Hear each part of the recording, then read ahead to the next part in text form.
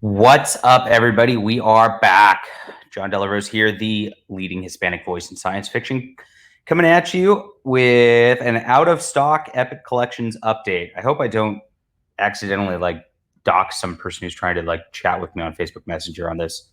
Sorry if that comes up. I don't know what to do about that. I'm sure there's a way to pull up posts without pulling that up, but I don't know how to do that. And I'm too lazy to figure it out. Anyway, there's an Epic Facebook group right here, the Epic Collection Speculation, Discussion, Admiration, and Obsession group run by Curtis Finley, sorry, Curtis, who does the Epic Marvel podcast. And I'm going to put both those links down below because he is the one who did all the hard work to track all these down and all that. So I want to make sure folk check his stuff out and are listening. He's got some of the best content on the internet. And this is frankly one of the best comic discussion groups on the internet. I never see drama. It's just pure comic discussion. It's people actually getting in depth in comics. It's, basically what I've always wanted out of comic books. So, and the comic book community. Very hard to find. It's like a gem. All right.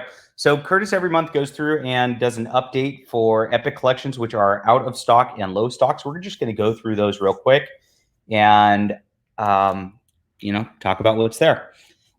This is at Diamond. So low stock, as Curtis says, means there are less than 100 units in the Diamond warehouse. That means that your shop can order them or a site can order them, but there's, less than 100 books out. Now, from what I see, Epic Collections usually sell in the first month around 1,000 to 2,000 books. So we can at least assume that the print runs are at least 2,000. So I don't know what happens after that, but some of them are probably bigger than others, just depending on what it is. But that's what we got. So low stock right now, we got Black Panther 2, Revenge of the Black Panther, which just hit the list. I like that he mentions what just hit the list. Conan Chronicles 3, Return to Cimmeria, which is the Kurt Busiek Dark Horse Conan from a few years back, which is really good stuff. Marvel's reprinting that. They're also going to be putting out an omnibus of this material later this year. Iron Man 15 Doom. I picked that up last month. That was one of the last epics I needed to grab. And it's been on the low stock list and has not moved. Master of Kung Fu, Weapon of the Soul, Volume 1. This just hit. Master of Kung Fu is coming out with a movie later this year, so it's going to be something that's sought after. So I would grab that if you haven't. It's also very good. Punisher Volume 3, Kingpin Rules. I just did a review of that on the channel. You can watch that. And Star Wars, the original Marvel years, 1. Now, this was on the unavailable list. And what happens is sometimes the guys at Marvel reprint these. So you can find that they'll be back in print. So, and they've said that all the volume 1s will perpetually remain in print. Now, there's a question mark on Master of Kung Fu Volume 1, which Curtis brought up in the group also, because there's some rights issues going on with the estate holder for Master of Kung Fu. And we're not sure about that right now. So I would prioritize that one out of the low stock list right now. Unavailable. Now, some of these can fetch huge dollar amounts on eBay or Amazon. So good luck with these. If you find them in a local comic shop, grab them. They are pretty good. So we've got Amazing Spider-Man Volume 3, Spider-Man No More. Now, they're pretty good about reprinting the Spider-Man ones because they just keep selling. I mean, printing Spider-Man for Marvel is like printing money. So I imagine the Spider-Man ones will at least come back into print. 7, The Goblin's Last Stand. I would expect this one would come back into print first out of the Spider-Man stuff that's out of print now, because this has that whole death of Gwen Stacy in it. It's like a really iconic one, so people want that.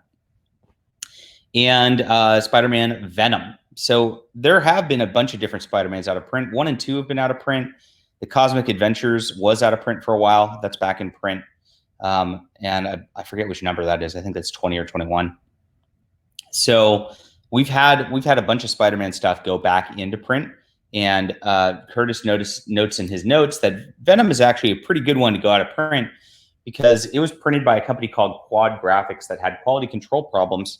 And some of their books are not, have low amounts of glue, don't really hold up very well and things like that. So interesting to see if those come back into print soon. For the Avengers, we got Avengers Defenders War. This has been out of print for a bit.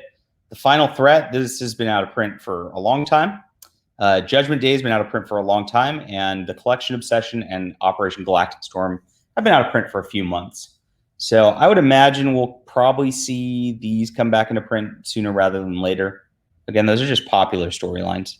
So Captain America Volume 1, Captain America Lives Again. Don't pay big prices for the Volume 1s. They said they will always put those back into print, especially with an iconic character with Captain America. We'll see that back. Volume 4, Hero or Hoax. Volume 9, Dawn's Early Light. Volume 15, The Bloodstone Hunt. These two have been out of print for a long, long time. So I would prioritize those if you see those in a comic shop. Daredevil 14, Heart of Darkness is out of print. Doctor Strange Volume 1, Master of the Mystic Arts. Again, that'll probably come out back into print. That's Ditko's run on Doctor Strange, very iconic. A Separate Reality, Volume 3.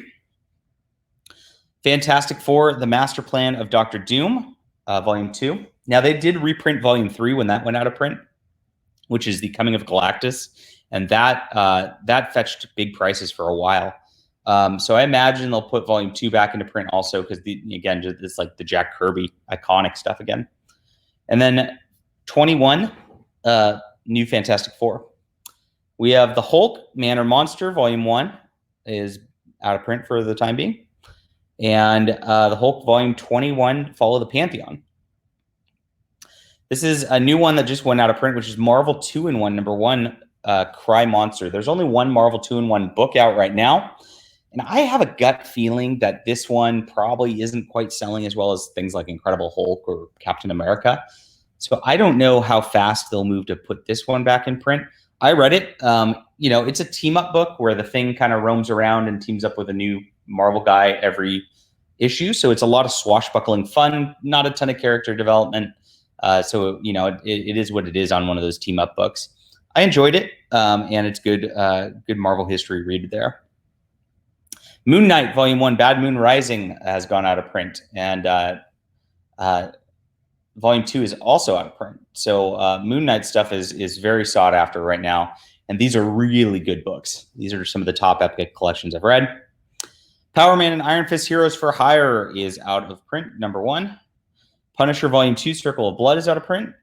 So the Punisher ones are getting pretty popular with Kingpin Volume 3 going on low stock. And then we get into the Star Wars epics. Star Wars Infinities is out of print.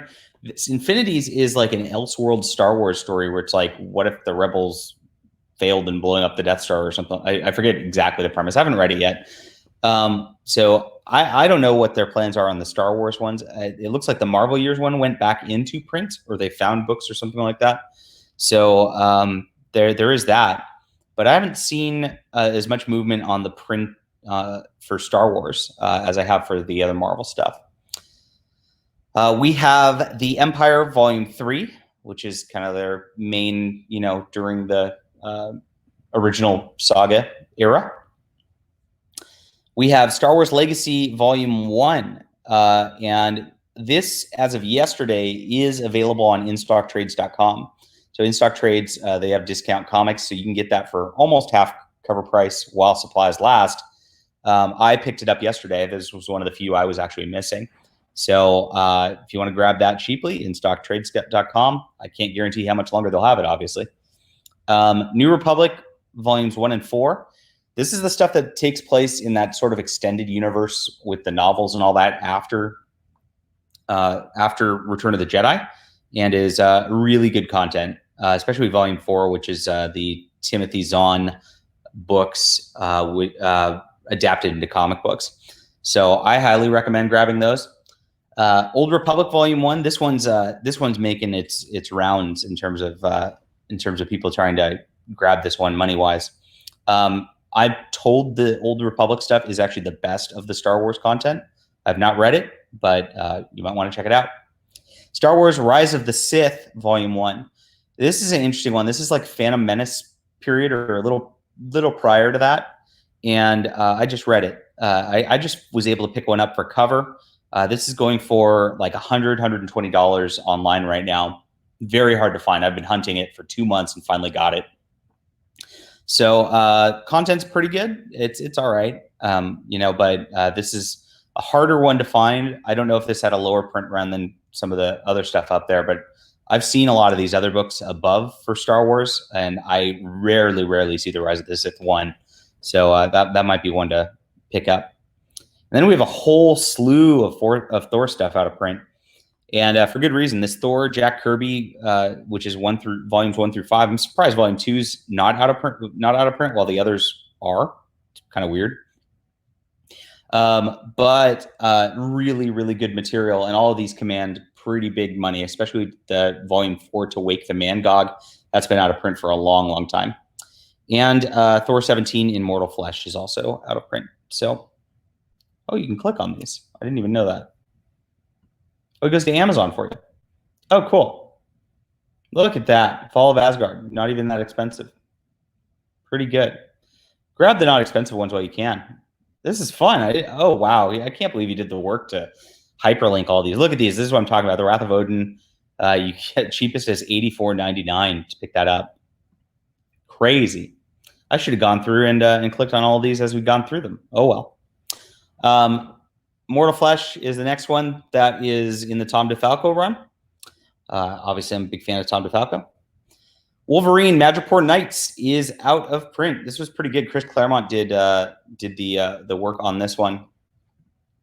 Gosh, that's expensive. They are re-releasing the Wolverine Omnibus, which contains all this material, pretty soon.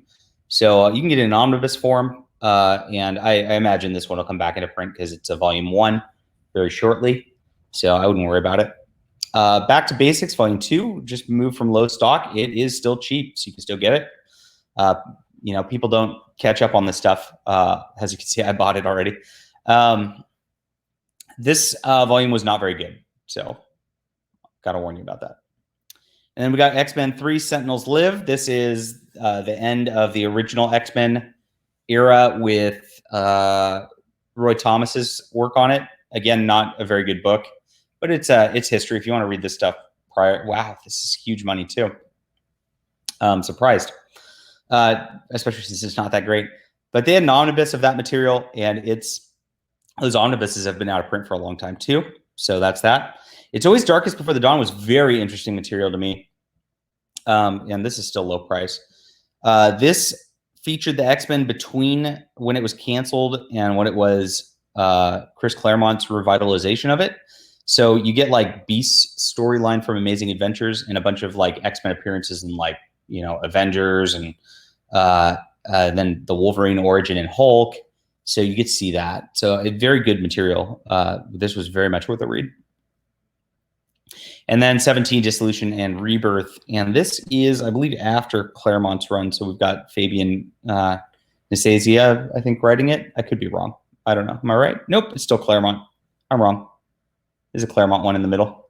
All right. And this is already starting to get prices which are higher than cover. So grab those. Looks like there's a used one. Moved off the unavailable list, which means you should be able to order them. I guess Mutant Genesis got a reprint. So there you go. That's everything right now. As far as priorities for what I'd go for, I think grabbing Master of Kung Fu is a sure bet that you will want that. That's a great book. I think the best books out of the out-of-print stuff is probably... I just think these will see reprints very soon, so I'm not worried about them. I'd go for The Final Threat, probably. And Marvel 2-in-1, I'd try to pick that up, even though it's maybe not the best material, because I don't think that'll be reprinted very fast. And then the Moon Knight stuff is just so good. You just have to read it. And then if you can find the Thor stuff, I mean, this is just worth your read all day long.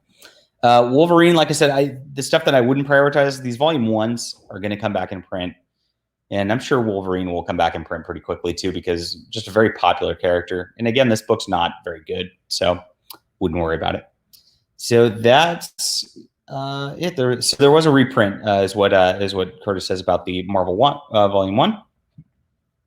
Moon Knight one didn't even go low stock. It just like sold out really quickly. It has been reprinted before. So there you go. They've had a couple of those. And that's it. That's the list right now. So you can go through and look at this. You can find it on the Marvel Collection Speculation, Discussion, Admiration, and Obsession group on Facebook, which I'll link down in the comments below. So hope that's useful for you collectors out there, and I will see you guys soon.